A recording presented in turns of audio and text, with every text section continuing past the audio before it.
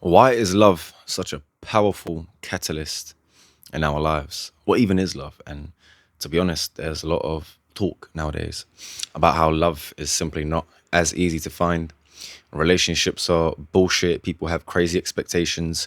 Women are this, men are that. The society is not built for this and that. There's more noise now than ever because, in my opinion, of social media. And social media doesn't help someone meditate.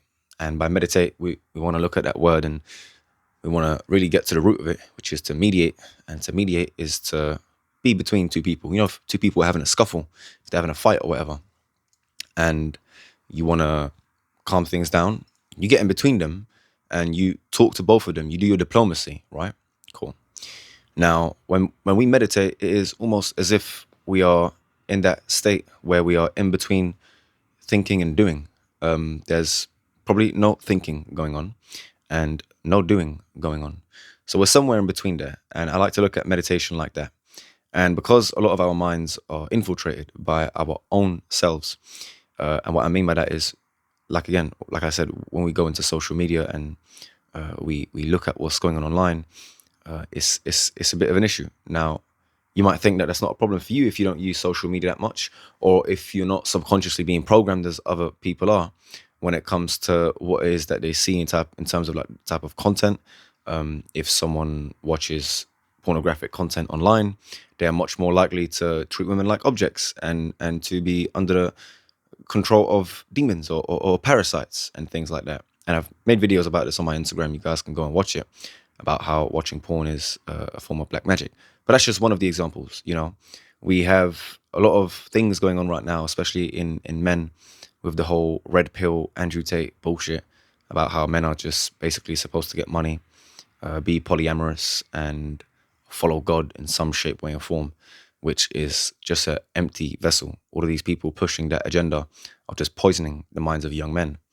And the same for women. There are a lot of women out there who are under the illusion that, you know, getting money in any shape, way, or form is acceptable. This is akin to being a prostitute. If you're a woman that thinks a man is no other than money for you, then you are basically a prostitute and you're prostituting yourself in relationships and online if you have financial expectations of a man. Now, regardless of that, I do believe that a man should be able to pay for pretty much everything for a woman and should be able to provide for her. But I do also think that women are more than capable, more than powerful enough to have their own source of income and money. Now, these are just a few things out of the many things, for example, that we see nowadays, okay? We have these things, red flags and green flags, and I don't know about this and I don't know about that. Oh, if someone says this and they're a part of this, then F them.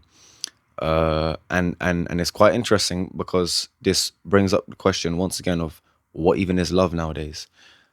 We have so many people that are in relationships and they don't really know who they're in a relationship with, right? So they're not truly in love with them. And this is where I found myself in my past relationships, right? And it brought me to something that I'm going to talk about, which is more or less a covenant, and what people talk about in biblical terms as a covenant, but it's also non-biblical covenant and more so like a spiritual covenant. I used to be in relationships due to attraction, mutual connection, mutual friends, things of that nature. But never have I been in a relationship with a woman and had God, or more so a purpose with that woman, right? Because I'm a straight man. So when we have a relationship, and like I said, I haven't been in one, so I don't fully know, but I have seen a few couples who have this dynamic between them, and they're working to bring something into the world, and they work together, they help each other, you know, and it's a very intimate thing, man and woman, more so when they are involved in each other's purpose and lives. You see, nowadays, a man and a woman live in the same roof, but when they leave their door, one's going to one office and one's going to the other. And that doesn't really match up. They don't see each other for a long time of the day. And when they come back, they're exhausted. They've collected so much energy from other people and dispersed their own energy into whatever work it is that they've done, whether it's in an office or in a building site, whatever it is, right? When we have two people who are harmoniously with each other. We're talking about two people who have a covenant. The covenant that I used to have between me and the women that I was with in the past was never a covenant of, this is what I'm doing in life.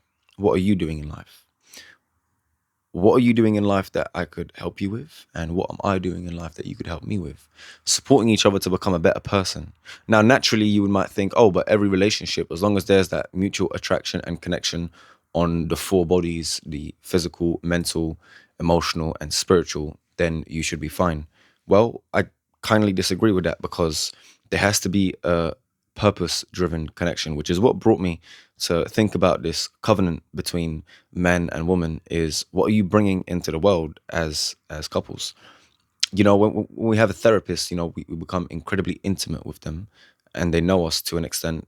Probably, if it's a long-term therapist that we have, then they know us quite intimately. But when it's a partner, it doesn't matter how much therapy you have. It is an extremely, extremely intimate experience to have someone and be honest with them, because a lot of people can't really be honest today. And when we're honest with a partner and we are in a relationship where we love and care for them, we love and care for ourselves. But that's precisely what's missing from love. Is, before someone goes into a relationship, at least in my opinion, I think what's missing and what people should keep in mind going forward is, learn to love thyself. Learn who you are as a person, what you like, what you don't like. And this doesn't mean that you neglect yourself from experiencing relationships or experiencing moments with people until you know that, or until you're like, oh, well, now I know myself. It doesn't mean you hold yourself back, but what it means is, be very fucking honest with yourself, and don't get yourself into situations just because you like how someone looks, just because you like how someone thinks. Those things will not get you far. What gets you far is knowing and loving thyself. And if you know and you love thyself, it means you care and have love for people around you, not only your friends, but your family, because your friends should be your family. And this is exactly what I mean. When you have that relationship between yourself, you have a purpose. When you have that purpose for yourself, how much better is it for you to be with someone who is along the same lines, who is pushing and enforcing energy that is positive into the world? We don't see much of that anymore, but when we do, we can tell. I've met and I've seen couples in monogamous relationships who are actually amazing, and you can see that they fit like two pieces in a puzzle. And that's quite an interesting thing to see nowadays. The whole thing about relationships nowadays is what you can provide, what you bring to the table, okay? And that's a interesting one. What do people bring to the table? See, if people brought things to the table for themselves before they would go and do that in a relationship, you wouldn't have to ask that question of what it is that you bring to the table in a relationship. It would be visibly visible. It would be extremely visible what it is that you bring to the table, who it is you are, what you're about. If you're a confident person about yourself, then you would be confident about entering a relationship. And that doesn't always apply. Some people have their own ways and they might be a bit shy and a bit different with relationships. But going forward in life and in this society at the moment, love is looking like a difficult thing, guys. Love is looking like a difficult thing, not for me. When you find yourself, it's almost like you find God. Actually, I think it is when you find God. Some people find God through music. Some people find God through other types of art. Some people find God through a science like myself, like astrology, which is a very, very interesting one that I won't really get into. But some people find God through different things, okay? And it can be a book, which is knowledge, and it can be through meditation, which is gnosis, which is a very direct experience of God. Love is, well, what do we say? We fall in love. Is love a hole for us to fall into? When we fall in love, is that somewhere we're in? Is that a pocket of reality that we enter? Why don't we rise in love? Why is it never, oh, I've risen to love with this person? And I think that's a much more beautiful way of saying how we feel about someone, is I risen into love with this person. And a lot of people will disagree with that. A lot of people will be like, oh, so you probably say grand rising instead of good morning. Because actually, when you look at it, I used to think grand rising was something that we should be saying instead of good morning. But if you are a geocentrist, you would know for a fact that the sun does not rise in any shape, way, and form due to any planetary movement. So that being said, it is perfectly okay to say you have fallen in love, and obviously also good morning, because you are mourning the death of the sun the day before, and that morning only becomes good when the sun comes back. So it's quite interesting how we say we've fallen inside love. It's almost like love is a hole waiting for us, and we choose that hole with a specific person. And if we think back to what I said about in therapy, how intimately do you know your partner? Do you know how many people are living vicariously, where they think they know someone, where they think they're having an interesting conversation with someone, but the true work has not really been tapped into? What I'm talking about, true work, is sitting down and being with yourself. You see, people think that a relationship is going to be much more difficult nowadays, and I can see exactly why people would say that, and to some extent, I agree. But same shit, different day. What applies now would probably apply 500 years ago and 1,000 years ago, with some variations. Perhaps there wasn't as much social media, perhaps there wasn't as much this or that. But nevertheless, guys, it is something that we have to take into consideration. We have the objective and we have the subjective in this life. We have the objective where it will apply to every single person, okay? And we have the subjective, which is quite different for everyone. So every person is subjective in a way, from their traumas, their lifestyle, their habits, things that they incorporated, whether they incorporated it consciously or subconsciously. So there's a certain amount of subconscious reprogramming and rewriting into who you are as a person. I personally would be very uncomfortable and would never enter a relationship with someone who is fear based. When you are living from a fear based frequency, you no longer have much love within yourself. You can't really access love from fear. That's the number one thing that I would suggest for people before getting in a relationship, is really look at where you are coming from. I used to get into relationships, like I said, because of things that I used to agree with people. For example, veganism, being plant based, having similar interests in life, having very close friends or people that you know. But none of that means fuck all. I could be a vegan, which I am, and be in a relationship with someone who is not vegan. And if we have a purpose shared between each other, to heal the world, which is more so my thing, and to help people, whether it's psychologically or mentally or spiritually with astrology, or whether it's medically, and in terms of how I was studying biomedicine, and becoming someone in the medical field, whether it's that or not. Nevertheless, I think we need to look for more purpose driven relationships.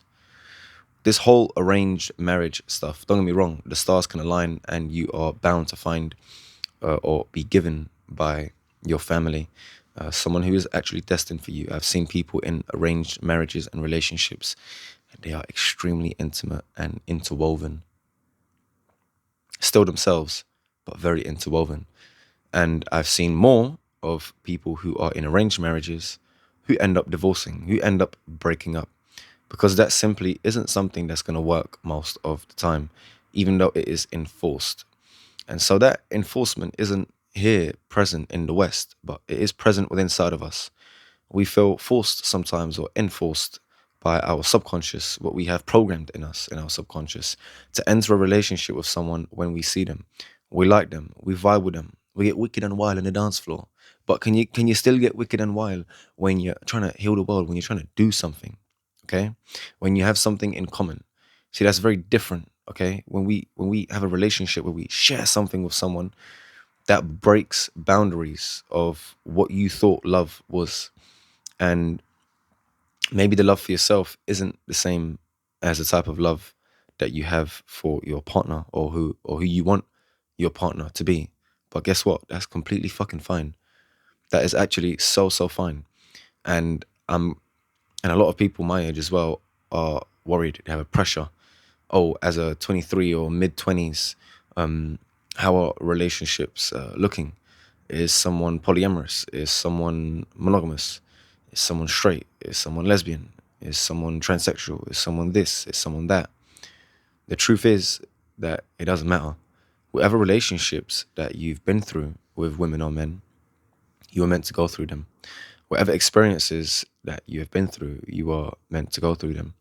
And that can be quite an intense thing to say and to accept, because some people have been through traumatic experiences, and reasoning in the trauma sphere is not really a good thing if you have had received that trauma.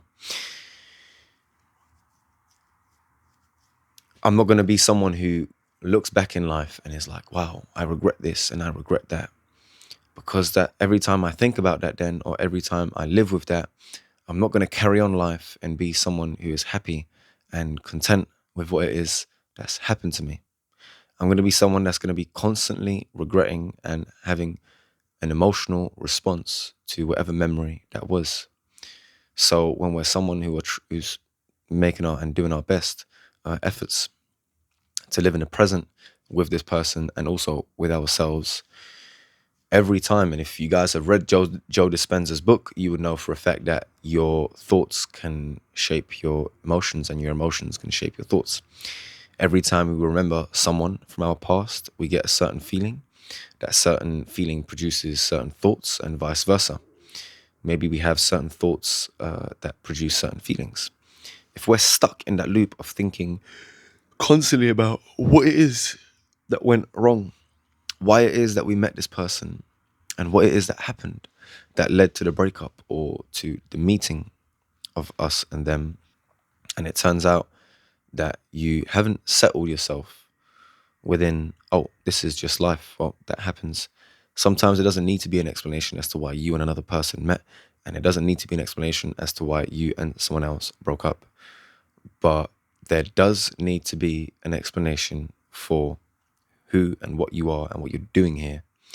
And a lot of people in Oriental systems of philosophy and religion sometimes might claim that there is no purpose here and that your purpose is to experience. And within experience, there is contained every single thing that life can throw at us. Not only the good, not only the bad, the up, the down, the inside, the outside. Every single thing is within experience. So some people, perhaps in Advaita, Vedanta, or other philosophies in the East, might be akin to thinking that actually there is no one purpose. There isn't something that we should tie ourselves to, because that is a form of attachment. I'm not one that is looking to be attached, but I am someone that is quite connected. And I think there's a very big difference between being connected and attached. But I think that's a video for another day. Regardless, it is either someone coming into your life and helping you become a better person, helping you become more responsible, honest, loving, caring, and depending on who you are, that will show. If someone comes in your life, if a woman comes in your life and she's supporting you and she cares for you and she's willing to help you in every shape, way, and form she can, outside of what she's already doing for herself, and she should be doing a lot for herself, then that's a good woman. Whether you match up or not, whether that's a good match for you in terms of where you're both going, I wouldn't know. And only you could truly know. Following your gut feeling, following the emotions that you have, paying attention to the synchronicities, maybe having some divination done between you and that person, whether it's synastry in astrology, looking at both of your charts in one, whether it's tarot, whether it's tessiomancy, geomancy, whatever form of divination or magic you want to use, you first should always rely on your gut and look at what is actually in front of you. Okay? And that's a lot for someone who uses divination, myself, quite frequently. So I always like to rely on myself and be practical and be mentally stable when I'm thinking of what is it that this person is bringing in? What can this person help me bring in to the world?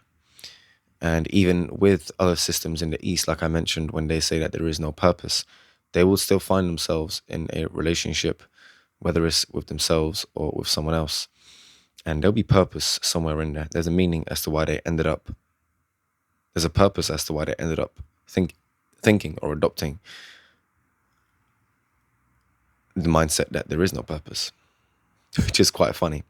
So in relationships, I hope that in the future, people look towards having something in common with that person and something that they can bring in to the world, something that they can create with other humans that they are intimate with on so many levels. I'm yawning here because I'm a bit hungry. I haven't ate much, but I'm soon going to break fast. So to end this video, I'll just like to clarify a few things that I've spoken about here. Think about how intimate it is between you and someone else. Think about how close two people can grow, and look at other humans. Look at other people who are in relationships. We have so many people in relationships who are living, like that word I said, vicariously. And what does that mean? It means something that I used to, and I know exactly what living vicariously used to mean. It means you scratch the surface, but you do not open that surface and you don't get deep. You don't travel deep in that cave because it gets dark. But little do you know that once you travel deep enough into that cave, there is light. And like I said, travel into your own caves first and find your own lights. And if there isn't a light within that cave, within yourself, maybe it's time for you to start working on one and put a light there and make a light there. So that when someone else comes into your life, into your cave, and they see that light, maybe they can set up another candle next to yours and another one and keep that fire burning, because that's what relationships often feel like. It is a fire, and that fire can grow and burn you, or that fire can be more or less controlled. I don't like to use the word control, but it can be managed. Okay? That fire can grow and burn you in a relationship and burn the other person. Your own fire could be burning yourself, to which I would say probably not the best time to enter a relationship. But nevertheless, it is something that we have to keep in mind. When we enter a relationship with someone else, we are choosing someone to co-parent our inner child. We are choosing someone to be extremely intimate with us, almost as if they are our therapist. Now, I'm not suggesting therapy between couples, and I'm not suggesting the therapist role exists always between couples, even when they do have a purpose or a covenant shared between them. What I'm simply saying is that when someone knows that God is within themselves, look for someone and be with someone who knows that God is within themselves as well. And that would be something akin to gnosis. Not Gnosticism, but gnosis. So thank you guys for listening. And if you ever feel the pressure and the anxiety or anything like that within relationships, you're not alone. Speak to people, journal, and have friends and family that you can talk to. And if not, like I said, you always have pen and paper. If you're watching this video, I'm more than sure that you are able to read and write, as most people in the world are, but unfortunately some aren't. So if you do have that ability to read and write, I definitely tap into journaling and see where it is that you are with yourself when you read back, and be brutally honest. Because if you cannot be honest with yourself, guys, most likely you're not going to have a good relationship, because how are you going to be honest with a whole other person when you can't be honest with yourself?